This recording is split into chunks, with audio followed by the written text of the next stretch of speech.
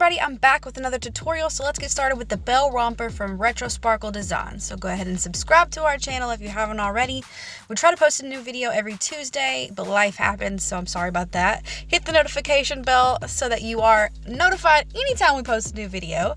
Follow us on any of our social medias here. Pause if you need to check them out. And then let's get started with what you need. Here are the pattern pieces that you need. 6 pieces all together. You need the sleeve. Make sure you pay attention to the little markings on that. 2 cut mirrored images. You need 2 of the bell circles cut on a fold. You need 2 of the front bodice cut on a fold. Pay attention to the little notch mark on the sleeve there. 2 of the back bodice cut on a fold. 2 of the pants legs. Both of these pants legs cut mirrored images. Alright, so this is what it looks like when they're all cut here. The sleeves, and you, like I said, you do need to pay attention to the little markings on the pattern piece for the sleeve and the front bodice. Make those little notches because it's going to be really easy to mark up your pattern, match up your pattern pieces later. So these are all my pieces here. I've got 2 of these cut on a fold, and then I have 2 of these cut mirrored images here. And I've got them right sides together already. So let's get started, move some things out of the way. And so for the pants pieces here, I am going to sew this crotch curve here. And then I'm going to put the front and back bodice right sides together and sew the shoulder seams. Okay. Thanks, Miss Rachel. All right. And so front and both fronts right side up, and I'm going to put the back bodices right side down. Of course, if you want to use a different type of lining material so that you can, differentiate, I'm just using the same material. So shoulder seams here. That's such a hard word to say. All right, so this is the back because it has a higher rise for that bootay. And I'm just going to put these right sides together and do the side seams here. Serge these side seams or sew, however you want to do it. And then this little crotch curve here. And then now I'm going to grab my main piece here now that I have shoulder seams together. And then I am going to put the lining piece down. And how I'm going to match it up, because it's a slight difference in curve from the front and the back, that's why these little notches come in handy, especially for this part and when you're adding the sleeves. So I'm just going to match up my little notches that I did to know that the front bodice is on top of the other front bodice now. And of course, now we're going to sew that thing in a circle. All right, is that too much? That's too much. All right, so here we go. We're going to do the side seams here. My phone just vibrated. I'm sorry about that. That was my phone. It was not me. Side seams. And then the little crotch curve here.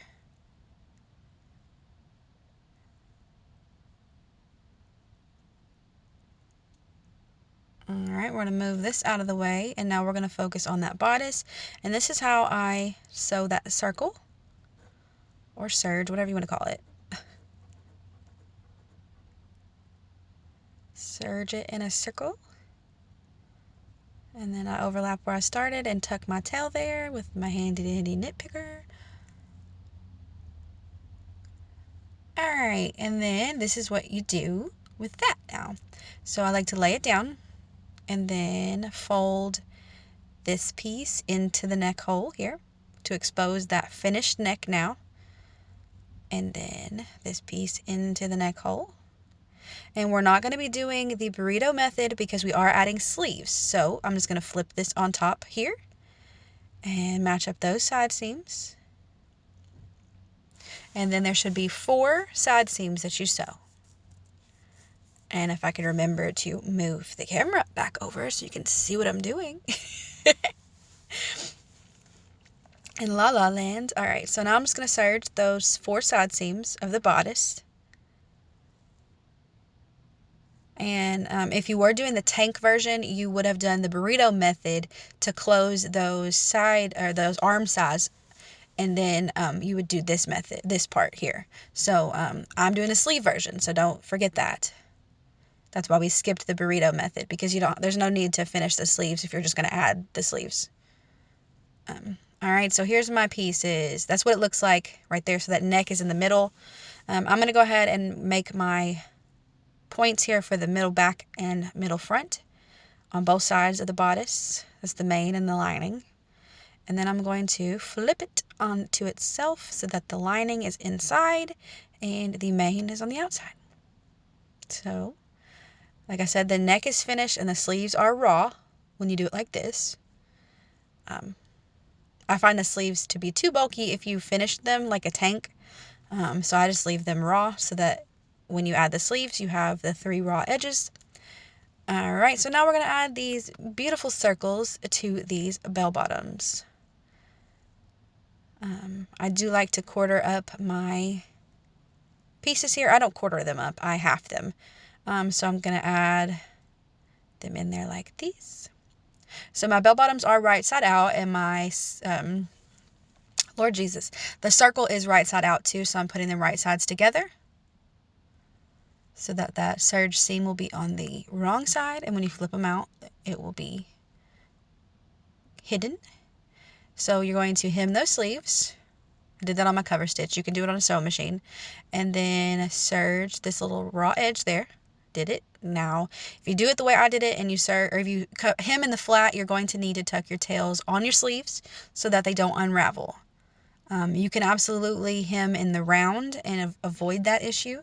But I like to sew it or hem in the flat. It's just easier for me. To do the little tiny sleeves like that in the flat. Just easier, preference.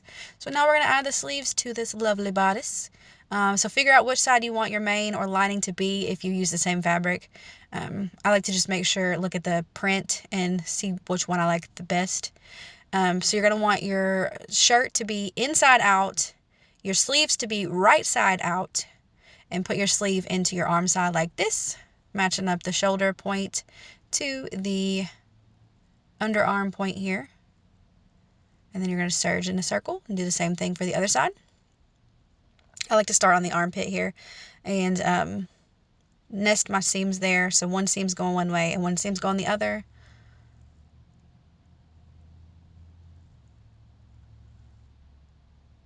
And just making sure all 3 of those raw edges, the 2 from the bodice and the 1 from the sleeve, are all lined up. That you're catching them in that seam there so you don't have any holes. Tuck your tail.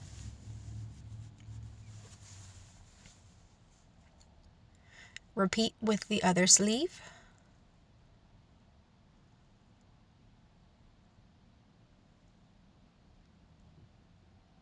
It's really easy also to get confident and to keep sewing and forget to keep all your edges lined up, and then you'll have a hole at the end. So just don't get too confident. Make sure that you're double checking that all your edges are lined up. All right, and then flip it right side out and those seams will be hidden, and there's your bodice right side out. All right, now we're going to add to the pants. I'm going to flip my pants inside out, or wrong side out. And so the front is the lower part, and the front is the higher part on the bodice, and the front is the lower part on the bottoms here. So I am going to stick the bodice into the pants. So the bodice is right side out, the pants are inside out. And I'm going to match it up. I need to pay attention to what the back is, so I'm going to put a red clip on that one so I remember, because I want to add my tag to the back. And I like to go ahead and make sure my seams are all going the same way so that they're not super crooked. This is what that looks like. So I have one seam going one way and then the 2 from the bodice going the other way. And I just keep doing that around the circle. Matching up my side seams again. And then I get started, and I remember that the red clip was the back, so that's where I'm going to add my tag.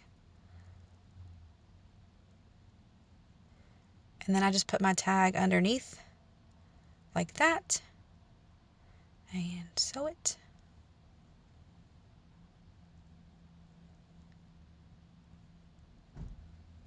Overlap where you started. Be careful not to cut into your seam. Tuck your tail, snip the little excess, and then now you can end. You could be done here, or you can hem these bottoms. If you don't hem them, you will need to change the size of the bell bottoms you use, because I do believe it's intended to be hemmed. So if you don't hem them, they will be slightly longer than they're supposed to be. So just remember that, to go down a size in the bell if you are not hemming. So I'm hemming these on my cover stitch real fast. totally preference because it is a circle, and if you're using a fabric that will not fray, it's not 100% necessary to hem them. But if you want a super professional looking garment, and you're a little OCD, then go ahead and hem them. And it's super easy and simple, especially if you have a cover stitch. I use the Brother 2340. I love it. Super simple, very good mid-level or even beginner machine, to be honest. It's really easy. I have a tutorial on how to use it, or how I use it and stay within the lines and everything like that. So go ahead and check that out if you haven't. Or if you're in the market for a cover stitch, I will link it down below, the one we use with our affiliate link with Amazon. But yeah, just hem those babies.